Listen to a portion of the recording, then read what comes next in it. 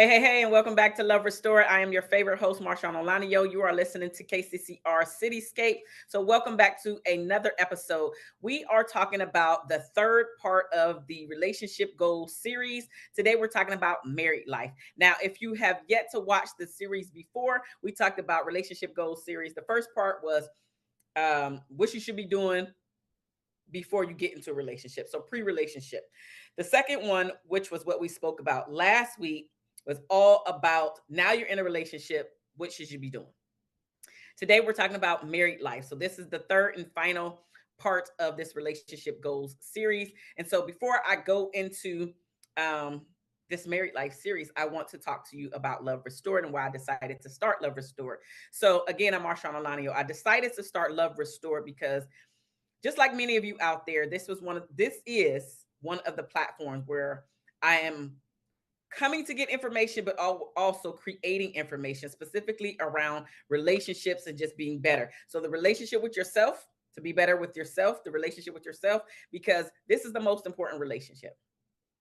I know a lot of us want to be in these beautiful relationships, but if you have yet to get a handle on how you're showing up in the relationship with yourself, how you are specifically treating yourself, how you are setting and enforcing boundaries, not only with other people, but also the boundaries with yourself. How are you keeping the word with yourself? So the relationship with yourself is super important. But then also, in addition to that, a lot of us didn't get the tips, tools, or strategies on how to choose, let alone be in healthy relationships, and definitely not marriages. And so because I bumped my head for 14, 17 years out there in the dating world, and I chose relationship wrongs, excuse me, let's say I chose partners wrong. Okay. I didn't realize why I was choosing those partners and why I was attracting those people to me. And so I don't want to keep attracting those people to me. And so I started to be better and do better, treat myself better, have higher standards, enforce my boundaries, all of the things that I'm suggesting that you do for yourself. Because the only way that you're going to get to the next level in your relationship, the only way you're going to attract somebody better is you have to know who you are. You have to know your worth. You have to own your worth. You have to stand in your truth. You have to know exactly all of your greatness that you are bringing into this world. And until you can accept all of that greatness into this world, nobody is going to see it for you. You have to be the first one that believe in you. And so Love Restore is giving you the tips, tools, and strategies. And now you have to take said information that you learn here and actually go apply it to your life. Apply it to the relationship with yourself and or apply it to the relationship with your spouse to get better. And the truth of the matter is this. Many of the people in relationships today should not be in that relationship because they are not fully aware of who they are and the greatness that they bring to this world. And so, again, until your self esteem rises within yourself first, so now you're exuding this confidence out into the world, the person that you may be with, the person that you may even be married to, don't even either deserve you or absolutely don't see your greatness. And so again, Love Restored was designed with you in mind because just like you, I bumped my head a time or 50 and I got tired of bumping my head. And so I decided to take my own courses, read my own books, talk to some therapists, talk to some counselors to figure out what the heck was going wrong.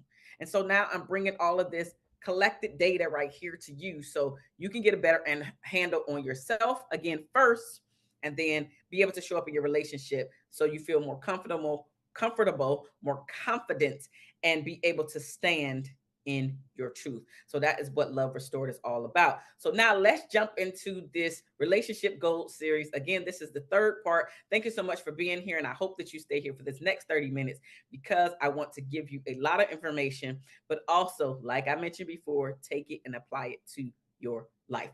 So, with that being said, I just want to define what marriage is before we jump into all of the other stuff. I'm going to share with you the definitions and then definitions that I found online, right? I'm going to give you some references, but then I'm also going to give you my personal definition of marriage. Okay, so it says the legally or formally recognized union of two people as partners in personal relationships. So that's one definition. Another definition that I found is a legally and socially sanctioned union, usually between a man and a woman, that is regulated by laws, rules, customs, beliefs, and attitudes that describe the rights and duties of the partners and accord status to their offspring if they have any.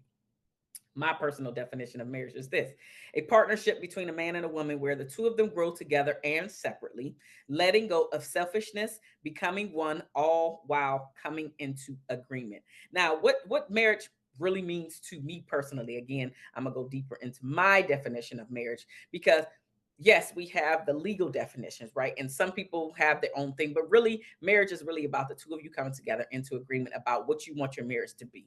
It is not the marriage that you've seen your parents have or your grandparents. It's not the marriage that you've seen your best friend have or somebody like your coworker. It's not that marriage. It's really what you and your partner, you and your spouse come into agreement about what your marriage will be, right? Yes, there are some legal definitions that are across the board within every marriage, but as far as your personal definition with you and your spouse about what marriage is, that's how you should determine if your marriage is working for you. Because what you may allow in your marriage, I may not allow in my marriage, right? And so I'm also a believer, so I definitely believe it's a man and a woman, right? If that's not your definition, I get it. You do you. But for my definition is absolutely one man, one woman coming together in agreement where we define what our relationship will look like and how the both of us are accepting one another's behaviors and how we show up in this thing that we call a relationship, i.e., a marriage. And if we're bringing children into this marriage, then how are we rearing the children? What is the treatment of the children? Where will they, and in my case, which church are we going to? So it's a lot of things that come into play when it comes to marriage, but it's really about you and your partner and what you two agree upon and how it's going to be beneficial for the both of you, not just one sided. All right. So there are several things that you should be doing while you're in the marriage. So the pre-relationship, right? That's the first part of this series. In the pre-relationship, you're really working all on yourself. So by the time you've gotten to this married stage, you should have done pre-work on yourself. And you also should have been doing collecting the data, which was the second part of the series, which is collecting as much data as possible so you can make an informed decision on moving the relationship forward, engagement, and now marriage. So now we're in the third part, assuming that you have already completed those steps previously. So the pre-marriage working on you. So by the time you're in your marriage, you should already know exactly who you are. You should be able to be an individual while in your relationship by yourself. You should know your likes, your wants, your needs, your desires. You should be able to communicate effectively where he understands exactly what's going on with you. You should have shared your love languages and starting to show up in those areas so that both of you feel like you're in love as well as appreciated and needed in the relationship. And the list goes on and on and on and on and on. Right. So I don't want to go down there to take a deep dive on that. But if you've already done your pre work, now we're in the married life. And in the married life, that is really just the beginning. I know a lot of people think that the dating, it can be cumbersome, that maybe that's the beginning, but it's really not. Your real life, please hear me. Your real life begins once you say I do, and now the two of you are living in the same household, and you should have already determined if you have the same values and goals. Again, that was where you were collecting the information. And so now that you've collected all this data, you now too have said I do. So that is where we're at within this series. You have said I do. And now what should you be doing while married? Well, I'm glad that you asked because some information for you. So, how do you cultivate a lasting marriage? A lot of people want that marriage, 2.5 kids, the white picket fence, the um, two dogs, etc. Right? How do you get that? How do you cultivate a lasting marriage, or at least a marriage that you feel like literally is till death do you part? And none of us know the day, time, or hour that we're going to leave this fleshly body here. None of us, right? And so, until death do you part, how can you cultivate lasting marriage? I have several points. So, one of the first things is to talk with your spouse, not at your spouse. Many people have a tendency to talk at people instead of to them. right? Now, what does that look like, and what does that mean? So maybe I'm having a conversation with my spouse, right? And he's asking my opinion on something, whatever. And instead of him waiting for me to give him my answer, maybe I need to think about it. Maybe I'm taking too long to answer for him, whatever the thing is, right? And then he starts to get very irritated or angry and hurry up or come on, man, I'm waiting or whatever the thing is, just very irritated. And so there's no patience. Now I'm feeling frustrated because I want to start coming back at you. But then also, it's, do you even respect me? Am I supposed to have a brain in this moment? Because I feel like you already have the answer for me. So why don't you just give me the answer so we can both move forward? Because that obviously makes you happy. Don't talk at me like I am the child in this situation. Speak to me so I can understand exactly what you're asking me, and then I can give you an informed answer. And the quiet that you are hearing in that moment when I'm not answering is me thinking of a well informed answer. So I'm not just talking off the cuff and now I got to come back moments later and say, oh, you know what? I fully thought about this. So now here's my real answer. I don't want to do that. Don't talk at me or treat me as if I am your child because maybe I'm moving too slow. I'm not doing something right, at least according to your eyes. Give me the respect enough to settle down, think about what you asked me so I'm able to come up with an answer that suits the both of us. And it's going to be a more informed answer, which can lead to even more dialogue instead of you being frustrated, annoyed, and even starting having some resentment build up because you just can't slow down. So just slow down. But don't talk at me. Talk to me. Ask. Ask the questions that you want to ask, but don't talk at me.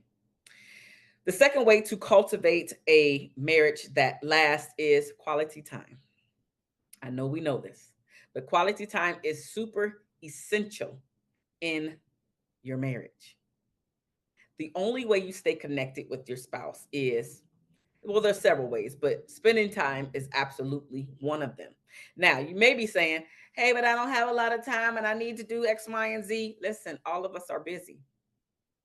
And all of us make time for the things that we want to make time for. Let's be real. So if you really want to cultivate a lasting marriage, then you will make the time. And please understand there are seasons in every relationship where it's moving a lot slower than you want it to move. We get that. But if it's becoming a habit where it's literally all the time that you're too busy to sit down for 5-20 minutes to have a conversation, to see what's going on up here, to see what they're working on, to see what their goals are, to see what their frustrations slash fears are, to see how they can make your life better, to see how you can make their life better. And the transitions throughout your day as well as throughout your life can be better.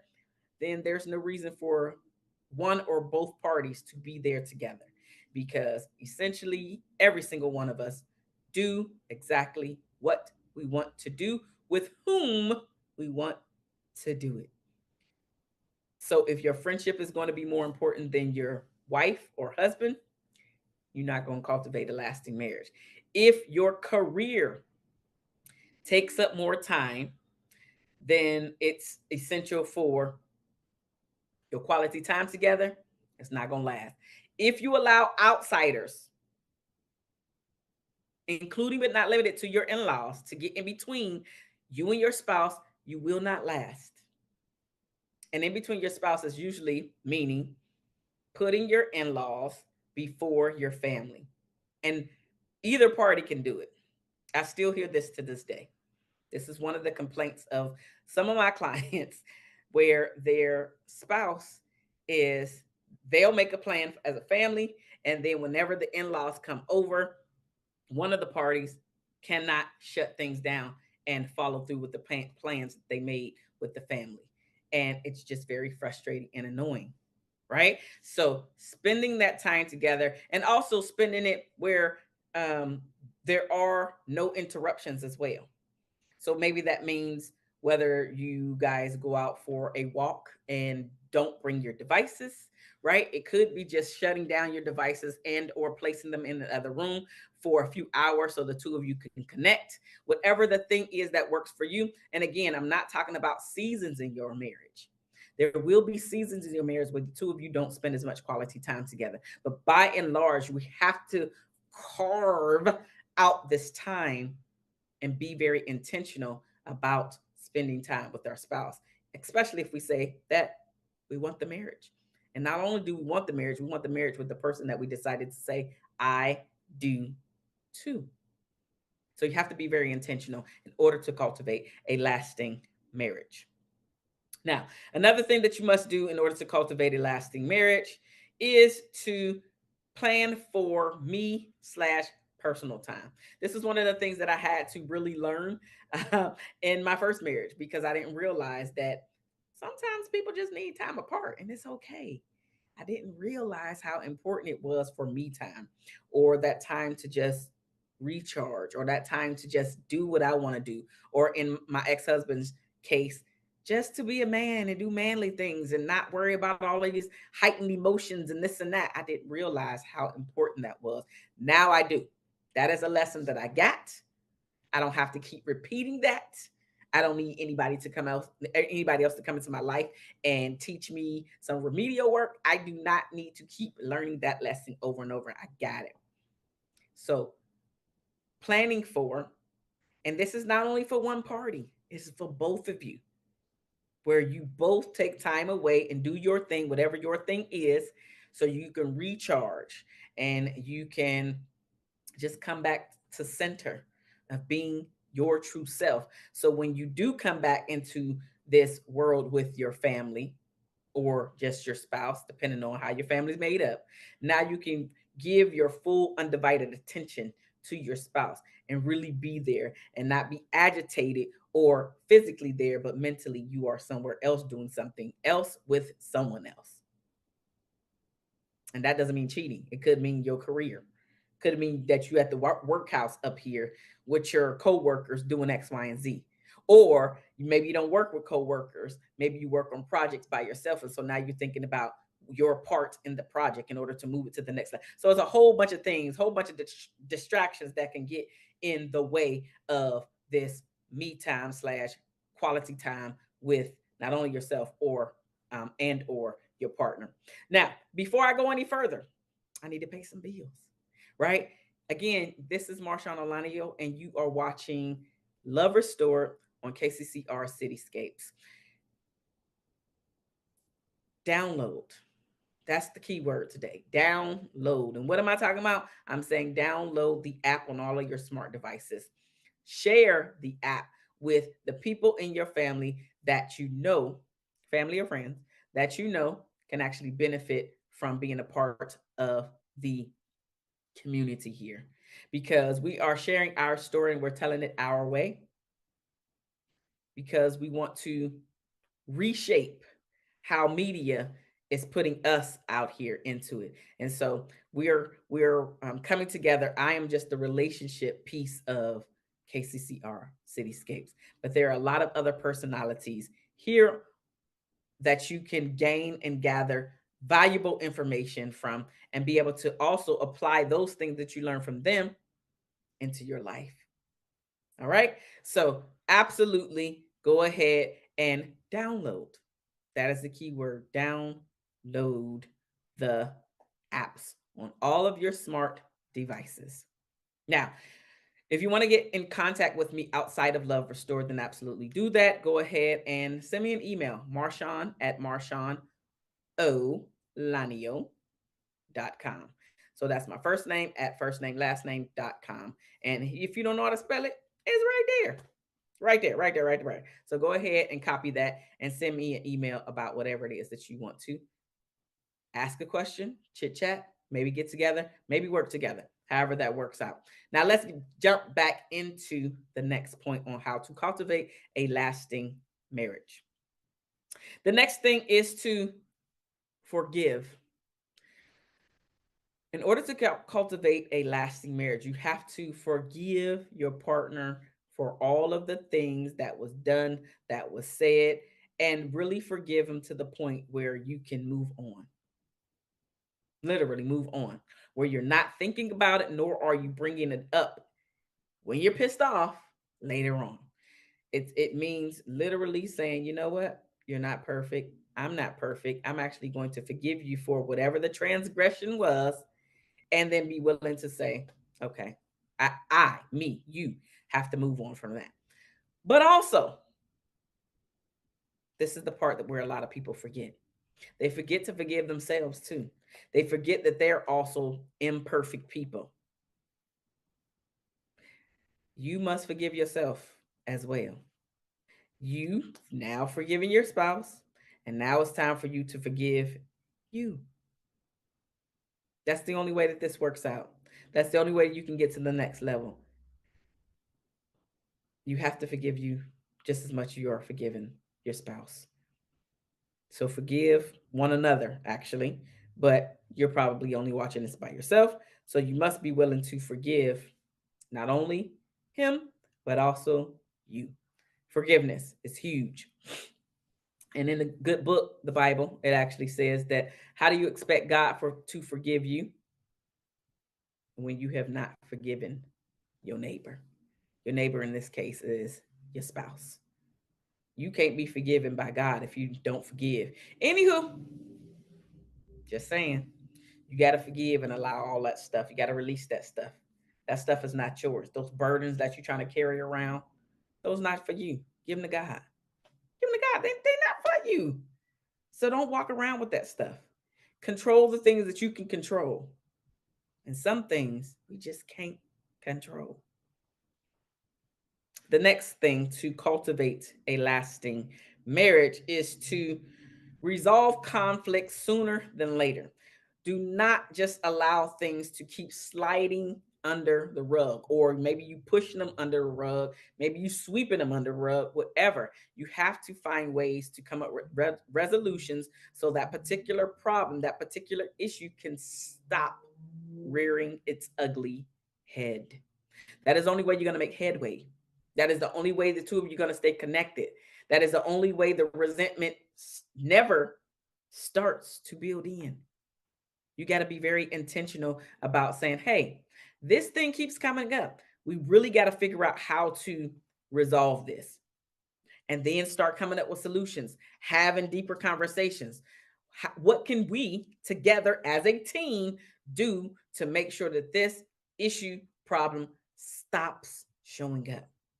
That's how you level up. One ring. You level up one rung. I think that's a rung on the ladder. Yeah. So you leveled up one rung. The next level up. Okay, this conversation keeps coming up. How can we solve this conversation? Okay, now this one keeps coming up. How can we solve? And each time you're rung, you're leveling up the relationship, because all of this stuff that was holding you and weighing you down, as well as weighing the relationship down, now the more you'll see that you feel more connected, the happier you are. You're exuding confidence. You love seeing the person now walk through the door, i.e., your spouse. You now want to hug them more. You want to touch them more. You want to be more intimate. You laugh more. Like, you actually want to go on dates more. Like, there's a whole lot of things that come into play, as well as your child or children is seeing this is what a happy relationship looks like. The kids may even be asking you to kiss more. Like, they love to see their parents together, or step parents, whatever. They love to see mom and dad together, whatever capacity that mom and dad is in. But the happier that you are, the more that you put these foundational pieces into your marriage, the less you got to worry about any chances of a divorce. Now, does that mean it's going to be 100% divorce proof? Of course not. But we're talking about to death do you part. This is how you cultivate a lasting marriage. This is how you decrease the chances of the divorce rate increasing over time, because you're putting in the time, energy, and effort to make sure that it doesn't happen, at least doesn't happen on your watch to you. And if you're like me, and you have multiple, like, right, you're thinking about maybe this is your second marriage, maybe it's even your third marriage, and you don't want to keep doing that.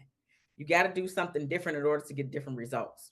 We are not people that are insane, which is doing the same thing over and over again, expecting different results. You can only get different results if you show up differently. You can only get different results if you do something different.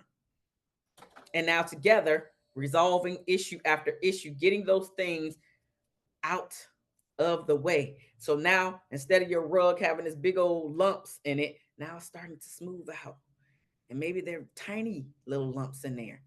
I'm not saying that everything in your relationship is going to be resolved. Absolutely not. But those big things, those things that keep coming up, you have control, or at least partial control over figuring out how to stop them all together. But you have to be intentional. Intentional. You have to be intentional about how you are going to stop them, because otherwise they're gonna keep showing up. That's just what's gonna happen. Otherwise, they're just gonna keep showing up, and both of you are gonna less and less time. I don't know what's wrong. We don't connect. I don't love her no more, and it's because all of this stuff you just kept letting get in the way. That's creating all of this distance, and all of this stuff in the middle. That's what's keeping you two apart. But if you keep knocking, chipping away at all of the stuff in the middle, where the both of you are saying, you know what, I actually do love him. I do love her. I want this relationship. I want this marriage. I don't want to get a divorce. And I'm going to do whatever it takes not to get a divorce. Now, both of you have to be saying that. It's not one sided. Cannot be one sided. After some point, if it's just one person trying to fight for the marriage, and this person over here is like, I mean, you can fight all you want to, but I'm not doing any of that. Oh, counseling, I'm not going to counseling. Oh, trying to get outside help, I'm not getting outside help. I'm good. I don't need to lay on nobody's couch, or I don't need to tell nobody my business. And this person is like, well, what can we do? What can we do? Both of you have to be willing to fight and work on making it a more cohesive marriage in the beginning, because maybe you may be backtracking and saying, okay, I need to work on me. But at some point, the two of you have to be under one accord. You have to. I have two more, and then we're gonna wrap this up. The next one is to be as vulnerable as possible. This is one of the things that will keep you connected. All of these things will keep you connected, but sometimes I hear, when I'm helping my clients, and I specifically help Black women to work on a relationship with themselves first, and then how they're showing up in the relationship with their spouse, right? So when I'm working with my ladies and this vulnerability piece comes to play, they're wondering why they're not connecting as deeply as they can with their either husband, or sometimes they're just in a relationship. And then after we speak in conversations and sessions later, they're like, I'm still struggling to let down my wall. And I get it. I've been there. I've been hurt. And you're really trying to protect yourself. And you're trying to, like, I don't want to go through this pain anymore. But not realizing that you're actually causing even more pain for yourself, because as that wall is staying up, the connection that your husband is trying to come in, he can't penetrate the wall. And so as much as you want to lean in, you can't, because you're scared. And so you got to let go of that vulnerability piece in order to keep the connection, in order to definitely cultivate a lasting marriage. Your partner needs to see how vulnerable you are, those parts of you that you don't share with anybody. And if you're not willing to do that with your partner, with your spouse, why are you there? Why are you there? The last and final thing is to keep outsiders out of your marriage. Outsiders are anybody that does not live in your house, and sometimes people that live in your house, because I get your children are a little bit different, but we're not going to go down that road because we're running out of time. But I will say, sometimes we have in-laws living with us, sometimes we have roommates living with us, sometimes we have cousins and friends. I'm talking, those people are still considered outsiders. You have to keep it tight between the two of you. And I'm not saying just keeping face because they're there. I'm really saying, hey, this is what our marriage looks like. We have to be intentional about staying on one accord, even when we're angry, that we're not throwing each other under the bus, that we're still rooting for each other, because at the end of the day, we both want the same thing, which is to keep the marriage. I want to stay in this marriage with you. I want to do till death do you part with you. So you have to be very intentional about keeping people outside. Keep the outsiders outside. I do thank you for spending these 30 minutes with me here today. Again, if you want to reach out to me outside of Love Restored, then definitely do that. Just email me at Marshaun at MarshaunOlaniyan.com. Again, you are listening to Love Restored on KCCR Cityscapes. Download was the keyword today. So download your apps on all of your smart devices. Again, I'm Marshaun Olaniyan, and I will see you and or you will hear me